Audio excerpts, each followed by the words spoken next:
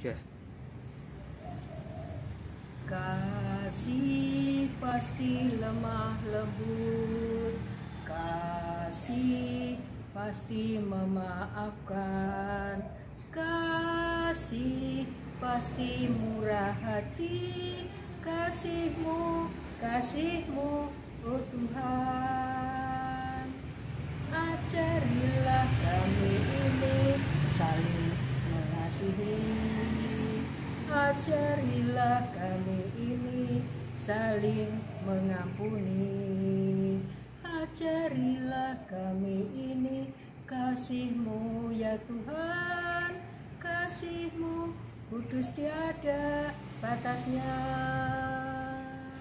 Ajarilah kami ini saling mengasihi, ajarilah kami ini saling mengampuni, ajarilah kami ini kasih-Mu ya Tuhan, kasih-Mu kudus tiada batasnya, kasih-Mu kudus tiada batasnya. Selamat pagi anak-anak. Kita bertemu kembali dalam pembelajaran Yesus Sang Pengampun. Kita semua mengetahui bahwa Allah itu Maha Rahim. Tadi kita sudah mendengarkan lagu tentang kasih yang dinyanyikan oleh Ibu Priska Purwantini, bahwa kasih itu saling mengampuni, saling mengasihi. Itu perintah Tuhan untuk saling mengasihi. Sekarang kita akan buka dengan doa pembuka dalam nama Bapa dan Putra dan Roh Kudus. Amin. Allah Bapa yang Maha Rahim, kami hendak belajar secara khusus tentang kasih-Mu yang mengampuni. Berkatilah seluruh kegiatan pembelajaran hari ini, agar kami dapat semakin mengenal pengampunan-Mu dalam kehidupan kami, serta belajar untuk senantiasa mengampuni satu sama lain dengan pengantaraan Kristus, Tuhan dan Juru Selamat kami. Amin. Dalam nama Bapa dan Putra dan Roh Kudus. Amin. Baik anak-anak, tentang pengampunan di sini dalam bukumu halaman 155 ada kisah bahwa pengampunan itu mengakibatkan indah.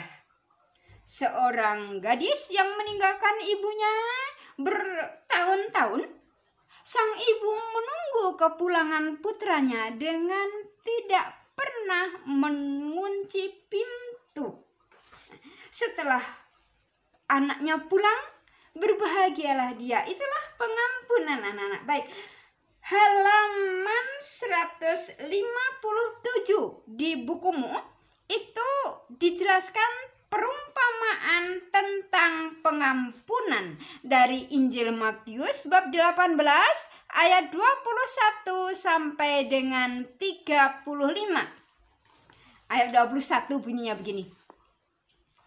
Kemudian datanglah Petrus dan berkata kepada Yesus, "Tuhan, sampai berapa kali aku harus mengampuni saudaraku jika ia berbuat dosa terhadap aku?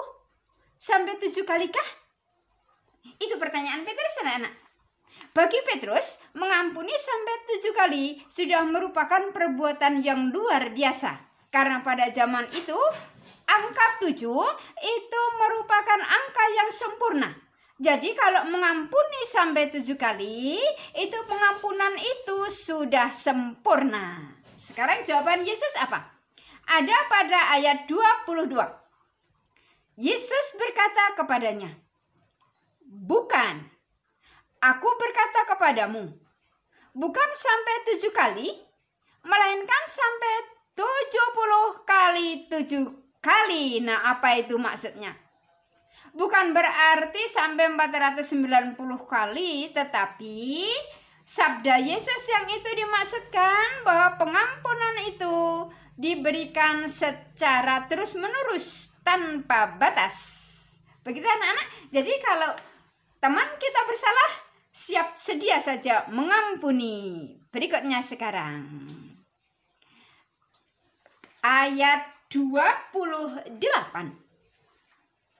Tetapi ketika hamba itu keluar, ia bertemu dengan seorang hamba lain yang berhutang 100 dinar kepadanya. Ia mencekik kawannya itu, katanya, "Bayar hutangmu." Coba lihat anak-anak, itu betapa kejamnya itu. Dia mencekik temannya sampai matanya melotot. Dia sendiri punya hutang sebesar 10.000 talenta sudah dihapuskan oleh rajanya, oleh tuannya. Tetapi ketika temannya hanya berhutang 100 dinar, lah kok temannya dicekik, harus bayar hutangnya. Dia sendiri punya hutang yang besar. Hutangnya itu 10.000 talenta. Kalau 1 talenta itu 6.000 dinar. Jadi utangnya dia 10.000 kali 6.000. Jadi utangnya adalah 60 juta dinar. Wah, yo. Dia sendiri punya utang 60 juta dinar. Ketika temannya hanya hutang 10 dinar, lah kok dicekik. Padahal utangnya dia yang besar itu, yang 60 juta dinar itu sudah dihapuskan. Dia tidak mau menghapuskan hutang temannya. Itu hanya perumpamaan anak-anak. Jadi perumpamaan itu mau menggambarkan bagaimana pengampunan itu. Nah, berikut sekarang. Bagaimanakah tindakan raja terhadap hamba yang tidak mau mengasihi temannya? Ayat 32. Raja itu menyuruh memanggil orang itu dan berkata kepadanya, "Hai hamba yang jahat, seluruh utangmu telah kuhapuskan karena engkau memohonkannya kepadaku. Bukankah engkau harus mengasihi kawanmu seperti aku telah mengasihi engkau?" Maka marahlah tuannya itu dan menyerahkannya kepada algojo-algojo sampai ia melunaskan seluruh utangnya. Itulah tindakan sang raja. Begitupun Allah, kalau kita tidak mau mengampuni teman kita, akibatnya kita tidak mendapatkan pengampunan. Kurang lebih begitu. Berikut sekarang. Syarat supaya diampuni itu apa? Ayat 35. Maka Bapakku yang di surga akan berbuat demikian juga terhadap kamu apabila kamu masing-masing tidak mengampuni saudaramu. Tugas penting untuk kita adalah mengampuni sepanjang hidup. Begitu anak-anak? Nah, apa artinya ayat 35? Artinya adalah supaya kita diampuni oleh Allah, syaratnya adalah kita harus mengampuni sesama terlebih dahulu. Sebab Allah sudah lebih dahulu mengampuni. Nah, sekarang itu lihat gambarnya. Hamba yang tidak mau menolong sesamanya, yang tidak mau menghapuskan utang temannya, yang malah mencekik itu dia itu diborgol, ditangkap. Mau dimanakan itu ya kira-kira? Apa di penjara atau di kemanakan itu? Iya, baik, berikut. Perumpamaan yang lain tentang perempuan yang berzina. Injil Yohanes bab 8 ayat 2 sampai dengan 11. Iya. Sekarang ayat 2. Pagi-pagi benar ia berada di bait Allah dan seluruh rakyat datang kepadanya. Ia duduk dan mengajar mereka. Maka ahli-ahli Taurat dan orang-orang Farisi membawa kepadanya seorang perempuan yang kedapatan berbuat zina. Mereka menempatkan perempuan itu di tengah-tengah, lalu berkata kepada Yesus, "Rabi, perempuan ini tertangkap basah ketika ia sedang berbuat zina. Musa dalam hukum Taurat memerintahkan kita untuk melempari perempuan-perempuan yang demikian. Apakah pendapatmu tentang hal itu?" Coba ini orang-orang Farisi ini. Pikirannya kemana? Dia membawa perempuan yang berzina kepada Yesus. pertanyaannya itu untuk mencobai dia. Coba ayat 6. Mereka mengatakan hal itu untuk mencobai dia, supaya mereka memperoleh sesuatu untuk menyalahkannya. Tetapi Yesus membungkuk lalu menulis dengan jarinya di tanah. Itu kan orang-orang Farisi itu kelihatan tidak tulus itu kan. Bertanya kok untuk mencobai, untuk menguji. Yesus juga pinter. Yesus itu cerdas kalau sedang diuji, mengerti karena dia adalah Allah. Dia tahu bagaimana hatinya orang Farisi. Maka Yesus tidak menjawab ya atau tidak. Yesus membungkuk lalu menulis dengan jarinya di tanah. Ayat 7. Dan ketika mereka terus-menerus bertanya kepadanya, ia pun bangkit berdiri lalu berkata kepada mereka, barang siapa di antara kamu tidak berdosa, hendaklah ia yang pertama melemparkan batu kepada perempuan itu. Nah, Yesus itu benar-benar cerdas. Siapa yang tidak berdosa? Kalau mereka membaca tulisan Yesus di tanah itu kelihatan itu orang sudah pergi. Ayat 9 ya. Tetapi setelah mereka mendengar perkataan itu, pergilah seorang demi seorang, mulai dari yang tertua. Nah, itu sudah ada yang pergi agak jauh, disusul sama temannya. Dan itu nanti lama-lama habis, tinggal seorang perempuan itu sendiri dan Yesus. Iya. Nah, setelah seorang perempuan itu sendiri dan Yesus, ayat 10. Lalu Yesus bangkit berdiri dan berkata kepadanya, hai perempuan, di manakah mereka? Tidak adakah seorang yang menghukum engkau? Jawabnya, tidak ada Tuhan. Lalu kata Yesus, aku pun tidak menghukum engkau. Pergilah dan jangan berbuat dosa lagi mulai dari sekarang. Nah, tanggung jawab kita adalah, kalau kita sudah diampuni, ya konsekuen jangan berbuat dosa lagi. Begitu anak-anak? Nah, berikut sekarang. Mengapa orang tidak mau meminta maaf?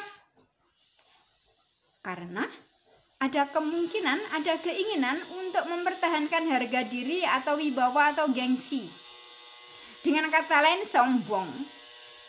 Kalau tidak memaafkan atau tidak mau minta maaf, kerugian apa yang dibuat?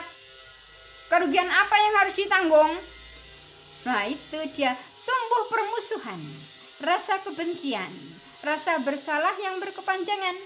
Dan tadi menurut bacaan dari perumpamaan tentang hamba yang jahat tadi, kalau tidak mau mengampuni, ya Allah tidak mengampuni kita. Tapi ini ada keuntungannya anak-anak. Keuntungan apa yang diperoleh jika mau memaafkan? Keuntungannya adalah kita memiliki hati yang tenang, tentram, damai, hubungan dengan Tuhan dan sesama menjadi harmonis. Nah, sekarang mau pilih yang mana? Mau mengampuni atau tidak? Mau minta maaf atau tidak? Supaya harmonis, ayo kita mengampuni. Sekarang tugasmu untuk ulangan ya. Ulangan kedua. Kamu kerjakan dari buku Pelangi. Halaman 145 sampai dengan 148. Tulis jawabannya saja. Soalnya tidak usah ditulis. Begitu? Baik. Nanti kita akan mendengarkan lagu Mengampuni. Mengampuni, mengampuni, lebih sungguh yang akan dinyanyikan oleh Ibu Christina Purwanti. Gambarnya di samping, itu seorang anak yang mengaku dosa. Minta ampun pada Tuhan dalam sakramen tobat. Dalam sakramen pengampunan dosa. Dan romonya mendengarkan dengan penuh perhatian.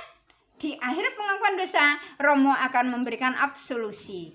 Baik, kita akan berdoa. Dalam nama Bapa dan Putra dan Roh Kudus. Amin. Allah Bapa yang kekal dan berkuasa, terima kasih karena melalui Putramu, Engkau telah mengajarkan kepada kami untuk saling mengampuni. Buatlah kami untuk selalu hidup seturut dengan kehendak-Mu, sebab Engkaulah Allah, sumber dan tujuan hidup kami. Amin. Dalam nama Bapa dan Putra dan Roh Kudus. Amin. mengampuni, mengampuni lebih sungguh. Mengampuni, mengampuni lebih sungguh. Tuhan lebih dulu mengampuni kepadaku, mengampuni, mengampuni lebih sungguh.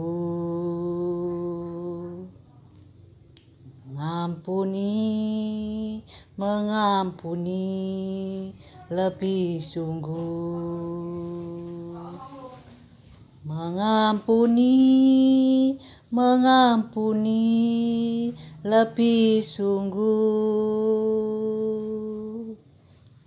Tuhan lebih dulu mengampuni kepadaku, mengampuni, mengampuni lebih sungguh.